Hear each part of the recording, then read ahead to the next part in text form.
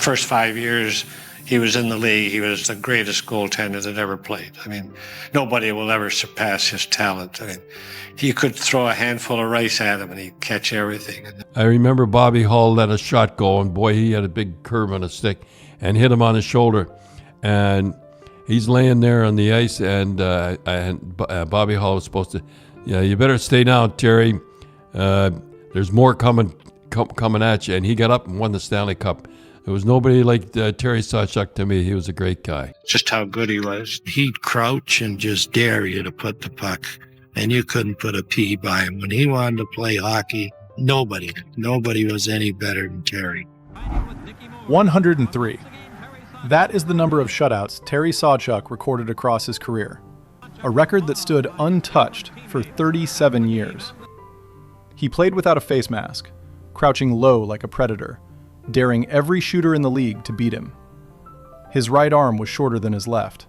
His spine was curved from years of that same crouch. He could barely sleep 2 hours a night from the pain, and yet no goaltender in NHL history controlled a crease the way he did. Gary Bergman, his teammate in Detroit, said it best. "You couldn't believe what he did. He looked like he couldn't walk normally, but once he got into that net, he became someone else entirely. It was the most terrifying focus I have ever seen." This is the story that reveals the most terrifying truth about Terry Sawchuk. Not his reflexes, not his records, but what he chose to do with his final breath. The night of April 29, 1970, in Long Island, New York. The season had just ended. Sawchuk, now a backup goaltender for the New York Rangers, was sharing a rented house in East Atlantic Beach with his teammate, Ron Stewart. After a night of drinking, the two men got into a heated argument over shared living expenses. The dispute moved from words to a physical altercation on the front lawn. In the struggle, Sawchuk, already worn down by years of depression and alcohol, fell and landed directly on Stewart's bent knee. The impact caused catastrophic internal injuries, a severely lacerated liver, and critical damage to his gallbladder. He was rushed to Long Beach Memorial Hospital and underwent 3 major surgeries in a desperate attempt to stop the internal bleeding. Shirley Fischler, a sports journalist who visited Sawchuk in his final days, described what she saw. He was so thin and pale that the famous scars on his face seemed to disappear into fragile skin. But here is what made the story truly unforgettable. Despite the unbearable physical pain, Sawchuk used what little strength he had left to protect his teammate. From his hospital bed, he stated clearly, "It was just a freak accident, a complete accident.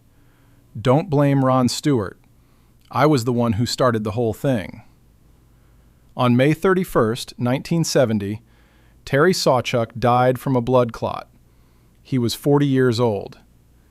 People feared Sawchuk because he could stop any shot. But what was truly terrifying was this. Even at the moment of death, he was still shielding someone else. In 1966, Life magazine ran a feature on NHL goaltenders to show the world exactly what it cost to stand in that crease before face masks became standard equipment. For that story, they brought in a makeup artist and a physician. Together, using Sawchuk's actual medical records, they recreated every stitch he had received across 16 years of professional play. The result was more than 400 individual marks mapped across his face, running from his eyebrows down to his chin. The photographs looked like something out of a horror film. But here is the detail that makes it truly disturbing. In real life, those scars had healed. They were barely visible. Sawchuk had simply moved on, absorbed the damage, and kept playing. The reconstruction did not reveal something hidden. It revealed something he had already forgotten about. Beyond his face, the physical toll told an even grimmer story. His right arm was 2 inches shorter than his left, the result of a childhood fracture that was never properly treated. 60 bone fragments were still lodged inside his elbow. His spine had curved permanently from years of the signature crouching stance he pioneered.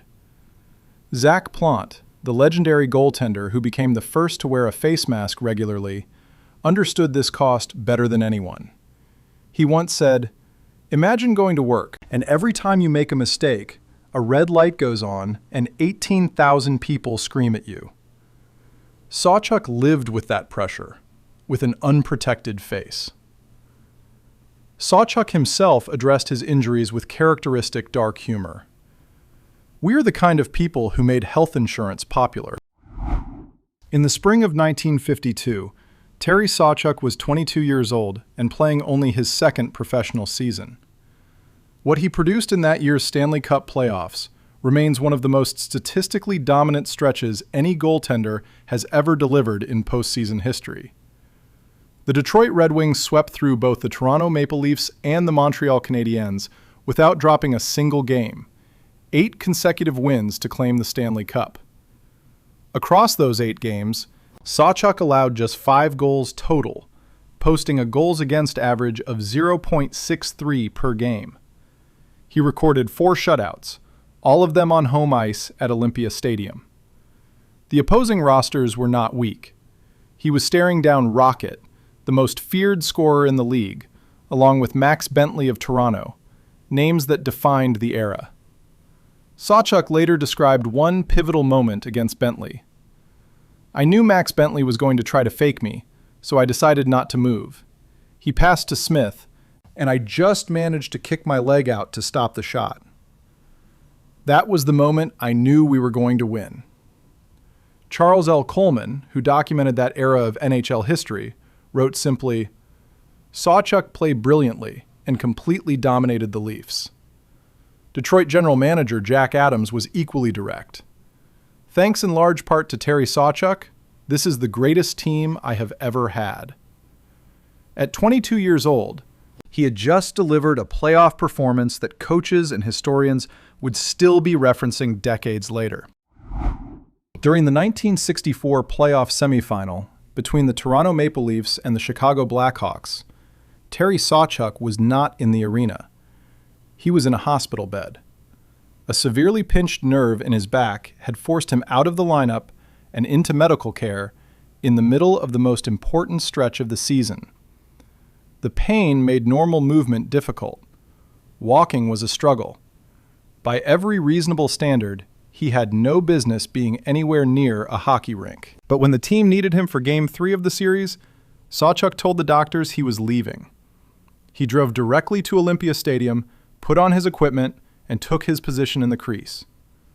That night, despite the pain that accompanied every movement he made, he stopped 26 shots and kept the net completely clean against Chicago. When the final buzzer sounded, he said nothing to the press. He quietly removed his gear, left the building, and returned to the hospital to continue his treatment. No speech, no headlines sought, just the work, and then back to the ward. His teammate Gary Bergman, who witnessed it firsthand, could barely find the words years later. "You couldn't believe what he did. He looked like he couldn't walk normally. But once he got into that net, he became someone else entirely. It was the most terrifying focus I have ever seen." That single sentence captures what separated Sawchuk from everyone else who ever played the position. By the spring of 1967, Terry Sawchuk was 37 years old. In goaltending terms, that is ancient. His body had absorbed 2 decades of punishment, and yet, when the Toronto Maple Leafs needed him most in the playoff semifinal against the Chicago Blackhawks, he answered. Johnny Bower was shaken up during the game and could not continue. Sawchuk came off the bench in the second period and stepped directly into the most dangerous situation in the series, facing Bobby Hull, whose slap shot was the fastest and hardest in the entire league. At one point, a hole shot struck Sawchuk directly in the shoulder, dropping him to the ice in immediate pain. The arena went quiet. Everyone watching assumed he was done for the night. He got back up. He kept playing. Toronto won the game. Sports journalists covering the series called it the most heroic performance ever seen from a goaltender in that era. Think about what that means. A 37-year-old man with a curved spine, damaged elbows, and a body held together by sheer will stood in front of the most powerful shot in the NHL and refused to leave. That is not toughness. That is something that does not have a clean word in any language. 103 career shutouts. That record stood in the NHL for 37 years, from the moment Sawchuk retired until Martin Brodeur finally surpassed it in 2009. 447 career wins held the same way, untouched for 30 years before Patrick Waugh broke through. In his first 5 seasons in the NHL, Sawchuk led the league in wins every single year. No goaltender in history has matched that streak. He accomplished all of this while playing 60 to 70 games per season with no backup, wearing protective equipment that would be considered laughable by modern standards, and carrying a body that was, by any medical measure, falling apart. Emile Francis, a respected general manager of that era, stated it plainly. Sawchuk was simply the greatest goaltender who ever lived. The numbers do not argue. They just sit there, unchanged, and dare anyone to disagree. Terry Sawchuk never played it safe. He gave his face, his spine, his sleep, and ultimately his life to a position that demanded everything and apologized for nothing. Gordie Howe, his longtime teammate in Detroit, said it best. The Uke was the greatest goaltender I ever saw. Everything a goaltender should have, he had. He did not just stop pucks. He owned the game from inside that net. In your opinion, where does Terry Sawchuk rank among the greatest goaltenders of all time? Leave your answer in the comments below.